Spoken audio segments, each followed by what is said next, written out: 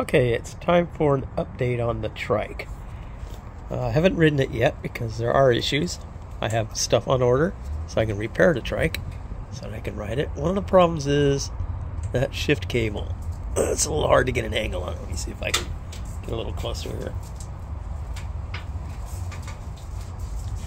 The shift cable itself seems to be okay, but the cable housing is broken right here. There's a big gap on this side, so I can't get the cable to move smoothly. If you get the bike in a lower gear, you can't shift up again. It takes too much effort, which brings me to another shifting issue. The shifter is a micro shift. I have it partially apart at the moment. I discovered that the shifter, the cable was not actually attached. It was jammed inside the shifter case. So I took the shifter apart and reattached the cable and proceeded to align the gear hub so that fourth gear made the orange dots, little orange lines, line up. And while doing that, the shifter cable came off the shifter again. So I'm gonna replace the shifter.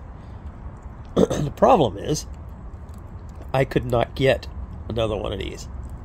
The micro shift 7-speed shifter for Shimano gear hub, 7-speed gear hub, just isn't available anywhere. Everybody I looked, it's out of stock. So I've opted to buy a Shimano branded gear shifter. Picked a bike shop online, ordered it. However, so far there have been no update to my order, and nothing is shipped, and it's been nearly a week. So I've reordered from a different vendor, and hopefully I'll eventually get one or the other of them, maybe both.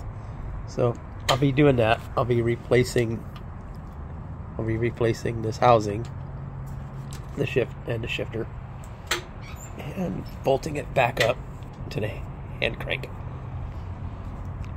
Another problem I have is with the seat back support. When I got the trike, the seat was back pretty far. That's too far back for me. So I took the little pin out of the back support. You can see there's two pieces. That bottom piece goes inside this top piece, and it is held in with a pin, only to discover that is broken. So I contacted Pacific Hand Cycles and asked them if they still sold that part, because this trike was discontinued 3 years ago. They said they'd check on it for me, but it's been over a week and I haven't heard back.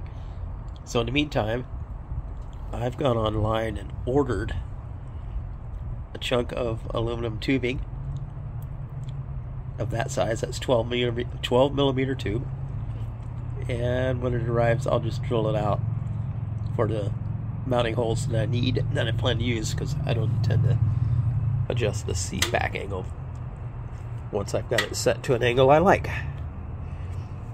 Now, one thing I'm also considering is installing a Beifang e-bike motor on this thing. Not the 1,000-watt unit.